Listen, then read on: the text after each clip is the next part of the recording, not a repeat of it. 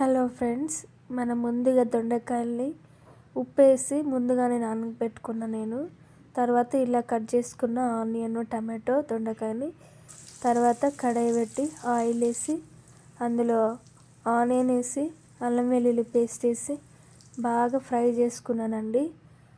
ఒక 5 minutes అట్లా మగ్గనిద్దాం. నేనైతే ఇంట్లోనే రెడీ చేసుకున్న అల్లం వెల్లుల్లి పేస్ట్ వేసుకున్న. మీరు షాపు దగ్గర కూడా వేయచ్చు.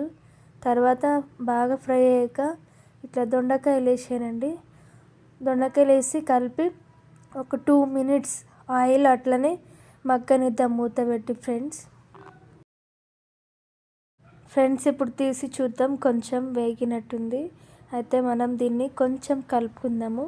మళ్ళీ 1 minute అట్లా మనము ఆయిల్ ఫ్రై చేసుకుందాం ఫ్రెండ్స్.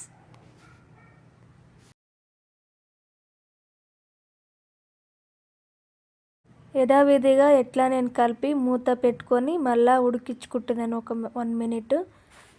తర్వాత తీసి చూస్తే కొంచెం మగ్గింది ఫ్రెండ్స్. నేను ఇప్పుడు ఇందులోకి 1.5 spoon సాల్ట్, 1/2 spoon పసుపు వేసుకుంటున్నా ఫ్రెండ్స్. మీకు రుచికి తగినట్లు మీరు వేసుకుంటే ఉప్పు మంచిగా అనిపిస్తుంది. మరి మీరు ఎట్లా తింటారు సాల్ట్, దాన్ని బట్టి మీరు ఉప్పుని యాడ్ చేసుకోండి. మేమైతే కొంచెం తక్కువనే వేసుకుంటాం, ఎందుకంటే అన్నంలోకి కూడా ఉప్పు వేసుకుంటాం, చపాతీలోకి కూడా ఉప్పు వేసుకుంటాం. కాబట్టి మీరు కూడా మీకు ఎంత కావాలో అంత ఉప్పు వేసుకోండి ఫ్రెండ్. పసుపు అయితే కొంచెం ఇప్పుడు చలికాలం కదండి, అందరికీ జలుబుగా ఉంటుంది కాబట్టి నేనైతే 1/2 teaspoon వేసి కలుపుకుంటున్నా. మంచిగా కలిపి మళ్ళీ ఒక 2 minutes మగ్గడానికి మూత పెట్టేస్తున్నా ఫ్రెండ్స్. మీరు కూడా అలాగే పెట్టేస్తే ఉప్పులో మంచిగా ఉడుకుతుంది ఫ్రెండ్స్.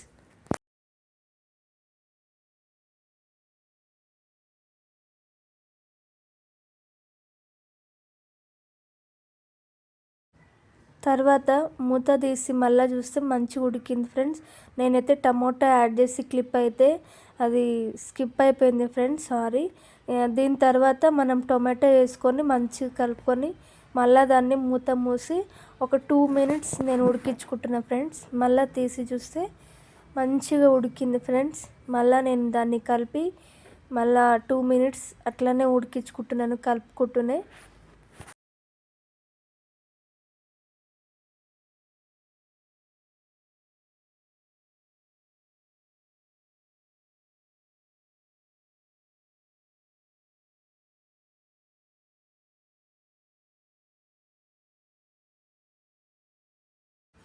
తర్వాత ఫ్రెండ్స్ చూడండి, మంచిగా ఎంత బాగా ఫ్రై అయింది ఆయిల్లోనే. ఒక్క చుక్క నీళ్ళు లేకుండా ఆయిల్లోనే ఎట్లా ఫ్రై చేసుకోవడం దొండకాయ ఫ్రై అని నేను ఈరోజు చూపిస్తున్నాను.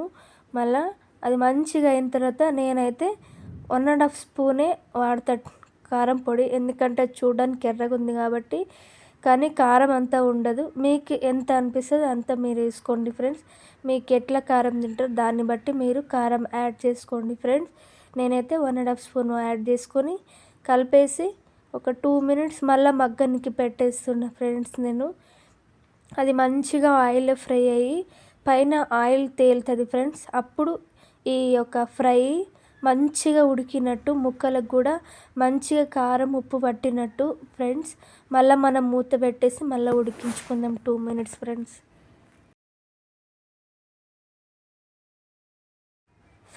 ఇప్పుడు చూడండి, మళ్ళీ తీసి చూపిస్తున్నా ఆయిల్ ఎంత మంచిగా పైకి తేలుతుందో.